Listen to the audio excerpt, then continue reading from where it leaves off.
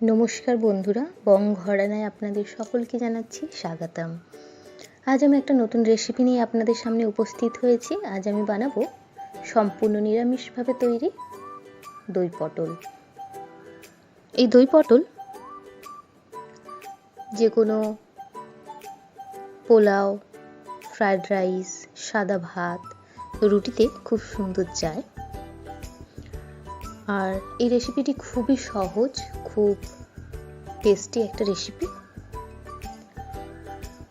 এই রেসিপির জন্য আমি নিয়ে নিয়েছি 7 পিস পটল আমি ভালো করে ধুয়ে তারপর ছাল ছাড়িয়ে নিয়েছি। এইভাবে ছাল ছাড়িয়েছি দেখুন।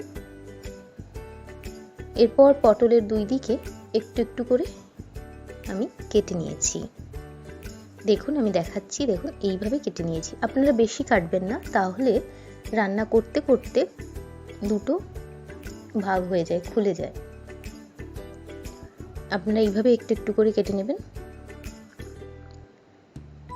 এরপর আমি 1 চা চামচ আদা বাটা নিয়েছি 1 চা চামচ ধনে গুঁড়ো, 1 চা চামচ জিরে গুঁড়ো। আমি 2টো কাঁচা লঙ্কা নিয়েছি, লঙ্কা পেস্ট করে নিয়েছি টক দই 2 টেবিল স্পুন, নিয়েছি হলুদ গুঁড়ো 2 চা চামচ, নিয়েছি কাজু বাদাম বাটা 2 টেবিল স্পুন, নিয়েছি গরম মশলা গুঁড়ো হাফ চা চামচ, নিয়েছি চিনি প্রয়োজন মতো। রান্নাটা আমি সর্ষের তেলে করব। আর নিয়েছি নুন স্বাদ মতো। আপনারা সবসময় যে কোনো নিরামিষ রান্না অবশ্যই সর্ষের তেলে করবেন। আমার অভিজ্ঞতা থেকে বলছি, রান্নার অভিজ্ঞতা থেকে টেস্টটা একটু বেশি হয় আমি দেখেছি। এই হলো আমার আজকের রেসিপির উপকরণ। প্রথমে আমি হলুদ নুন দিয়ে পটলগুলো মেখে নেব। দিয়ে দিয়েছি 1 চা চামচ হলুদ গুঁড়ো আর দিয়ে দিচ্ছি 1 চা চামচ নুন দিয়ে ভালো করে আমি পটলটাকে মেখে নেব। এই সময় আমি বলে দিচ্ছি পটলের নিউট্রিটিভ ভ্যালু, পুষ্টি মূল্য। এই পটলে প্রোটিন থাকে যা খুবই সামান্য। এছাড়া থাকে fibre, carbohydrate, calcium, phosphorus, iron. আর ভিটামিন থাকে থায়ামিন, রাইবোফ্লাভিন, ভিটামিন সি। এই হলো পটলের পুষ্টি মূল্য। আমি রান্না শুরু করার আগে আরেকটা কাজ করে নিচ্ছি। মশলাগুলো একসঙ্গে আমি মিশিয়ে নিচ্ছি। একটা পাত্রে জিরে গুঁড়ো, ধনে গুঁড়ো, হলুদ গুঁড়ো, তারপর আদা বাটা দিয়ে আমি সামান্য জল দিয়ে মশলাগুলোকে একবারে মেখে নেব।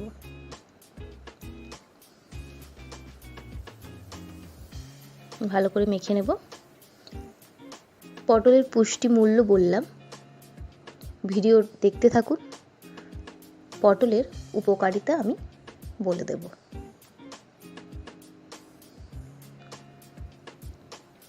আমার মিশ্রণটা হয়ে গেছে, আমি এক প্লেট দিয়ে ঢাকা দিয়ে রেখে দিচ্ছি। এরপর আমি গ্যাস জ্বালিয়ে দিয়েছি, জ্বালিয়ে কড়াইটা বসিয়ে দিলাম। দিয়ে দিচ্ছি সর্ষের তেল, খুবই সামান্য 1 টেবিল স্পুন। দিয়ে আমি দিয়ে দেব পটলগুলো আমি ভেজে নেব। আমি গ্যাসের ফ্লেম মিডিয়ামে রেখেছি। আমি পুরো রান্নাটা মিডিয়াম ফ্লেমেই রান্না করব। পটলগুলো আমি ভেজে নেব। প্রথমে আমি কিছু 1-2 নেড়ে আমি ঢাকা দিয়ে দিচ্ছি 1 মিনিটের জন্য। বেশি সময় নয়, 1 মিনিটের জন্য প্রথমবার রেখে দিচ্ছি। 1 মিনিট হয়ে গেছে, আমি খুলে নিচ্ছি ঢাকনাটা। খুলে একে একে পটলগুলোকে আমি উল্টে নেব। দেখুন এইভাবে উল্টে দিচ্ছি।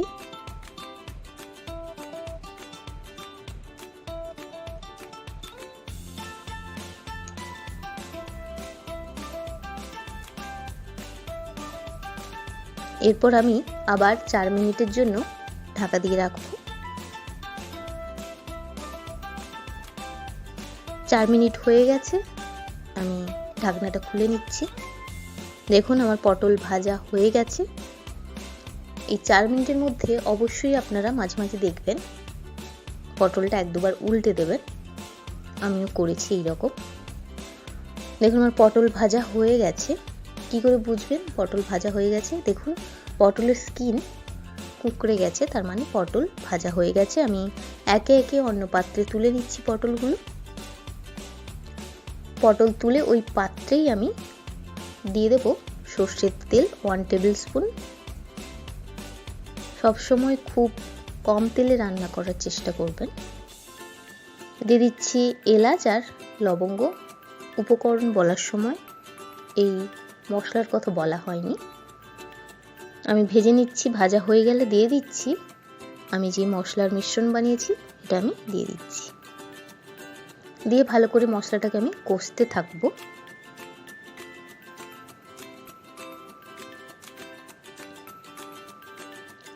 গ্যাসের ফ্লেম আমি মিডিয়ামে রেখেছি।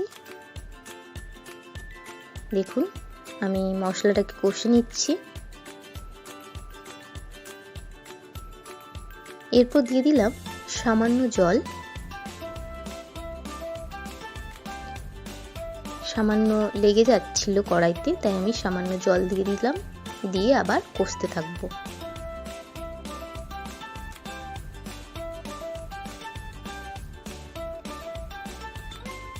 এরপর দিয়ে দিচ্ছি ভাজা পটল। পটল দিয়ে আমি ভালো করে হাতা দিয়ে মিশিয়ে নেব মশলার সাথে।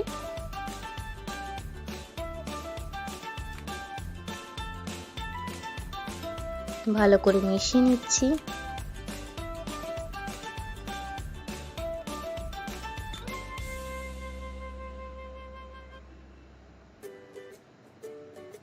এরপর ওরই মাঝে আমি কাজু বাদামের পেস্ট, ওটা আমি জল দিয়ে গুলিয়েছিলাম, তারপর টক দই আর কাঁচা লঙ্কা পেস্ট দিয়ে আমি ভালো করে মিশিয়ে নেব একটা পাত্রে। এটা আপনারা স্কিপ করতে পারেন, ডিরেক্ট কড়াইতেই দিয়ে দিতে পারেন, কোনো অসুবিধা নেই।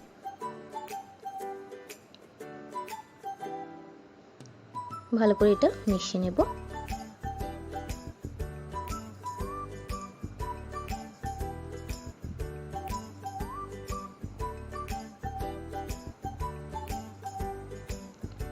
দই কড়াইতে দেওয়ার পর ফ্লেম লো করে দেবেন সবসময়। আমিও করে দেব, কারণ দই ফেটে যেতে পারে তাই। দেখুন আমি আরেকবার নেড়ে নিচ্ছি। দিয়ে দিলাম মিশ্রণটি। এই সময় আমি ফ্লেম মিডিয়ামে ছিল, আমি লো করে দিয়েছি। দিয়ে ভালো করে আমি মিশিয়ে নিচ্ছি। বেশি তাপে দই ফেটে যাওয়ার সম্ভাবনা থাকে, তাই আমি লো করে দিলাম ফ্লেম। ভালো করে মিশিয়ে নিচ্ছি।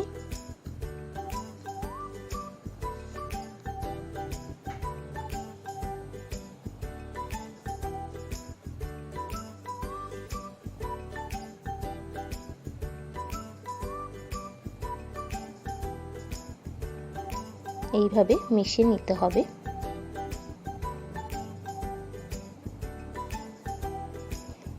আমি সামান্য সময়ের জন্য ঢাকা দিয়ে দেব 30 সেকেন্ডের জন্য, লো ফ্লেমে।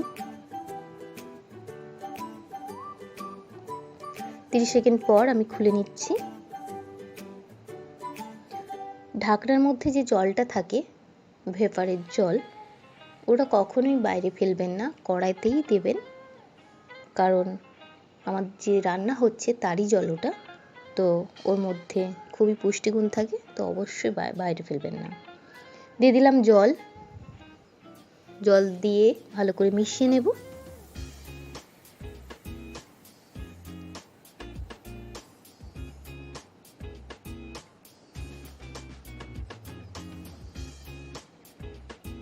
দিয়ে আমি আবার ঢাকা দিয়ে দেব 3 মিনিটের জন্য।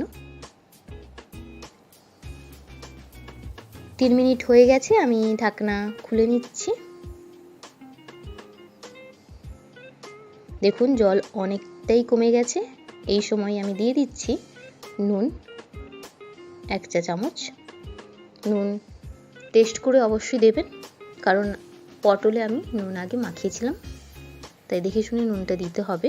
অবশ্যই সবসময় আপনারা টেস্ট করে নেবেন। নুন দিয়ে আমি ভালো করে মিশিয়ে নিলাম। এরপর আমি দিয়ে দিচ্ছি গরম মশলা গুঁড়ো এবং প্রয়োজন মতো চিনি দিয়ে ভালো করে আমি মিশিয়ে নেব। এই সময় আমি পটলের উপকারিতাগুলো বলে দিচ্ছি। 1 নম্বর হচ্ছে, যাদের হজমের সমস্যা হয় অবশ্যই পটল খাবেন। হজমের সমস্যা সমাধান করে এই পটল। 2 নম্বর হচ্ছে ব্লাড সুগার কন্ট্রোল করে। 3 হচ্ছে ব্লাড পিউরিফাই করে। আর 4 হচ্ছে কনস্টিপেশন ঠিক করে। যাদের সমস্যা আছে কনস্টিপেশনের, তাদের এই পটল সাহায্য করে কনস্টিপেশন ঠিক করতে। যারা ভাবছেন ওয়েট কমাবেন, অবশ্যই আপনাদের মিলে পটল রাখুন। পটলে খুব কম পরিমাণ এনার্জি থাকে। 100 গ্রামে 20 কিলো ক্যালোরি এনার্জি থাকে। আমি গ্যাস অফ করে একটা প্লেটে সার্ভ করে নিচ্ছি। লাস্ট একটা পয়েন্ট আমি বলে দিচ্ছি, উপকারিতা। পটল আমাদের বয়স ধরে রাখতে সাহায্য করে। যারা ভাবছেন যে মুখে বয়সের ছাপ পড়বে না, তারা অবশ্যই পটল খাবেন, খুবই হেল্পফুল। আজকের এই রেসিপি যদি আপনাদের ভালো লেগে থাকে, অবশ্যই লাইক করবেন, শেয়ার করবেন বন্ধুদের সাথে এবং সাবস্ক্রাইব করবেন। এই রেসিপি নিয়ে যদি কোনো মতামত থাকে, অবশ্যই কমেন্ট করে জানাবেন। আর অবশ্যই বাড়িতে ট্রাই করতে ভুলবেন না। ভালো থাকবেন, সুস্থ থাকবেন। নমস্কার।